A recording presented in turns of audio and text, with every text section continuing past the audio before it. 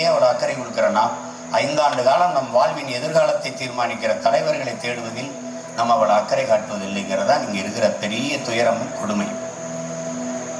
அது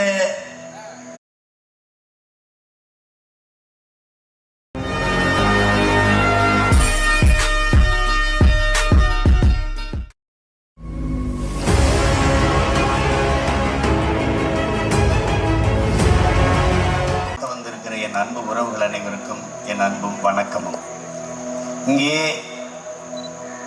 பெருமதிப்பிற்குரிய பெருமக்கள் பேரன்பு கொண்டு நமது அன்பு பிள்ளைகளை வாழ்த்து வந்திருக்கிறார்கள். அதிலும் நம் எல்லோருடைய பெருமதி அவையில் நிறைந்து அமர்ந்திருக்கிற பெருமக்கள் அனைவருக்கும் என்னுடைய நன்றியும் வணக்கமும். மணமகனினுடைய தந்தையாக இருக்கிற என் அன்பு சகோதரர் ஃபெரோஸ் அவர்கள், என்னுடைய தம்பிகள் ராஜன் மைக்கேல் இருவரும் ஒரு நாள் அலைத்தொடர்பில் எனக்கு வந்து, நாங்கள் அப்போ கூட்டம் நடத்துவதற்கெல்லாம் ரொம்ப நிதிக்கு ரொம்ப சிரமப்படுவோம், பொருளாதார சிக்கல் இருக்கும். அந்த நேரத்தில் இந்த மாதிரி ஃபெரோஸ்னு ஒருவர் நமக்கு நிதி கொடுக்க தயாராக இருக்கார், நீங்கள் ஒரு வார்த்தை அவர்கிட்ட பேசுங்க அன்பா அப்படின்னு சொல்லி அலைத்தொடர்பில் எனக்கு அறிமுகப்படுத்தி வச்ச என் அன்பு உறவு தான் இந்த ஃபெரோஸ் அவர்கள். நாங்கள் அவ்வப்போது கூட்டம் நடத்துவதற்கு நிதிக்கு தள்ளாடும் போதெல்லாம் தாங்கி பிடித்த பெருந்தகை என்னுடைய அன்பு சகோதரர் ஃபெரோஸ் அவர்கள். அவருடைய மகன் என்பது தெரியாது, என்னுடைய தம்பி சமுத்திரக்கனியுடன் நடித்து என் அன்பு இளவல் ஹுமாயூன் அவரெல்லாம் தயாரித்து ஒரு சாட்டை என்கிற படத்தை நான் பார்த்தேன். அதில் நடிச்சிருந்தாங்க. அதில் அந்த படத்தில் ரொம்ப அசாத்திய நடிப்பாற்றலை வெளிப்படுத்திய ஒரு இளைய பிள்ளை நம்முடைய அஜ்மல் அவர்கள். அதுக்கப்புறம் ஒரு நாள் மதுரையில் உணவருந்திட்டு இருக்கும்போது எதிர்பாராமல் 2 பேரும் சந்திச்சுக்கிட்டோம். அப்படி ஒவ்வொரு சந்திப்புலையும் எங்கள் உறவின் நெருக்கம் பெருகி கொண்டே போனது. அது காரணம் இருவருக்கும் ஒரே நோக்கம்தான், தன்னை போல எல்லோரும் வாழ வேண்டும், மகிழ்வோடு இருக்க வேண்டும் என்பதுதான்.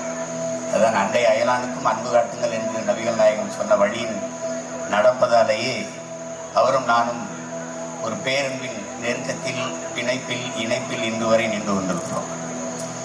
இன்றைக்கு ஒரு மகிழ்வான நிகழ்விலே நாம் எல்லோரும் ஒன்று கூடியிருப்பது ரொம்ப மகிழ்ச்சியாக இருக்கிறது. ஆனால் சில செய்திகளை நாம் பரிமாறிக்கொள்ள வேண்டியிருக்கிறது.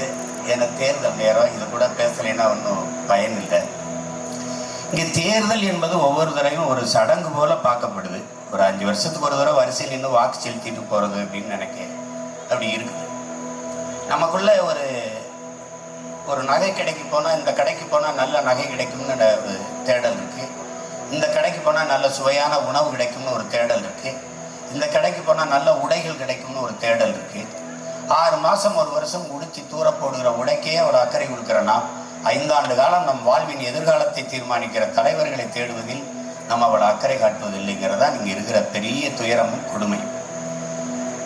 அது காப்பாற்றுவதற்கு பல கட்சிகள் இருக்குது, அதுக்காக போராடுது.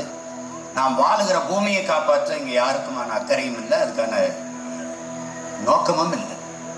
நீங்க வணங்குறதுக்கு 1 கோடி சாமி, ஆனால் வாழ்றதுக்கு ஒரே ஒரு பூமி தான் இருக்கிறது என்பதை கவனத்தில் எடுக்க தவறி விடுகிறார்கள். அதுதான் இங்க இருக்க பிரச்சனை. நபிகள் நாயகம் ஸல்லல்லாஹு அலைஹி வஸல்லம் அவர்கள், நீ இந்த பூமிக்கு வந்திருக்கிற ஒரு வழி போக்கன், ஒரு அயலான், ஒரு வாடகை வீட்டுக்காரன், அவ்வளவுதான். நீ உன் வழிபோக்கன், உன் பயணத்தை முடித்துக் கொண்டு நீ பத்திரமா சென்று, வேற ஒருத்தனுடைய பூமி இது. இந்த பூமி உனக்கானது இல்லை, நீ மட்டுமே வாழ்ந்து தீர்த்து விட்டு போறதுக்கு. இது உன்னுடைய உடைமை இல்லை, வழி வழியே வருகிற உன் சந்ததியோடு. நீ ஒரு வாடகை வீட்டுக்காரன், வீட்டை காலி பண்ணி கொடுக்கும்போது வீட்டின் உரிமையாளனத்தில் எப்படி பத்திரமா ஒப்படைச்சிட்டு போவியோ அப்படி ஒப்படைச்சிட்டு போகும். அதை விட்டுட்டு நீயே வாழ்ந்து தீர்த்து விடுவதற்கு இது உனக்கான உடைமை இல்லை. இது பல கோடிக்கணக்கான உயிரினங்களின் உடைமை இந்த உலகம், இந்த பூமி என்பதை நாம் என்றைக்கு புரிந்து கொள்கிறோமோ அன்றைக்கு அதை விடுத்து விட்டு வாழுகிற பூமியில் காற்று நஞ்சாயிருச்சு, தண்ணீர் நஞ்சாயிருச்சு, உணவு விஷமாயிருச்சு, நீங்கள் காற்றை சுவாசிக்கவில்லை, கந்தகத்தை சுவாசிக்கிறீர்கள் என்பதை மறந்துவிட்டு சந்திர மண்டலத்தில் மனிதன் குடியேற முடியுமா, அங்கு காற்று இருக்கா, அங்கு நீர் இருக்கா என்று தேடுவது என்பது மாதிரி ஒரு உலக பைத்தியக்காரத்தனம் ஒண்ணுமே கிடையாது.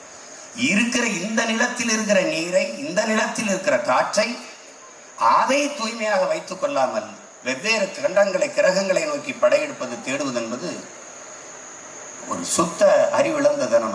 அதை நம்ம புரிஞ்சுக்கணும். இந்த சூழலில் என் அன்பு மக்கள், என் அருமை உறவுகள், இனியேனும் நமக்குள் ஒரு விழிப்புணர்வு தேவைப்படுது. விழிப்புணர்வே விடுதலையின் முதல் படி. அதை நீங்கள் புரிந்து கொள்ளுங்கள். மாமேதை மார்க்ஸ் சொன்னது போல, இது தனி ஒரு மனிதனுக்கோ ஒரு அரசுக்கோ ஒரு அரசாங்கத்திற்கோ உடமையானது இல்லை. இது நீங்க வாழுகிற பூமியை இன்னும் செழுமைப்படுத்தி, இன்னும் வளமைப்படுத்தி வருங்கால சந்ததிக்கு ஒப்படைச்சிட்டு போக வேண்டிய பொறுப்பும் கடமையும் நமக்கு கையளிக்கப்பட்டிருக்குது. நமது தாத்தா கோடி கோடியா பணத்தை சேர்த்து வங்கியில் வைக்கல, விலை உயர்ந்த கார்களை வாங்கி வைக்கல, மாளிகை வெட்டி வைக்கல. ஆனால் மலை மலையாக இருந்தது, அருவி அருவியாக இருந்தது, ஆறு ஆறாக இருந்தது, காடுகள் அப்படியே இருந்தது. ஆனால் இப்போ அப்படி இருக்குதா என்பதை ஒரு முறை நீங்கள் கேள்வி எழுப்பி பார்க்கிறீர்கள். உங்கள் முன்னால் தண்ணீர் போத்தல்கள் இருக்கிறது, ஆனால் நம் தாத்தாவுக்கு முன்னால் அது இல்லை என்பதை நீங்கள் புரிந்து கொள்ளணும். தண்ணீர் மனித தேவை மட்டுமா, உலக உயிர்களின் உயிர் தேவையா என்பதை ஒவ்வொரு மானுடனும் சிந்திச்சு பார்க்கணும். நமக்கு தாகம் போத்தல் இருக்கு, கடையில் வாங்கி குடிக்கிறோம். காக்கையும் கொக்கும் சிட்டும் குருவியும் யானையும் பூனையும் நாயும் நரியும் பாம்பும் எலியும் என்ன செய்யும் என்பதை நாம் சிந்தித்து பார்க்க தவறுகிறோம்.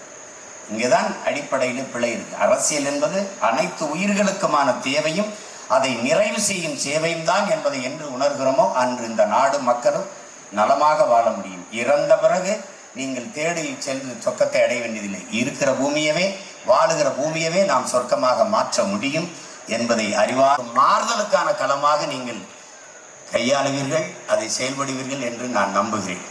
இங்கே மதிப்புமிக்க தலைவர் பெருமக்கள் வந்திருக்கிறார்கள். மணமக்களுக்கு நான் சொல்ல ஒன்றுதான். உங்களுக்கு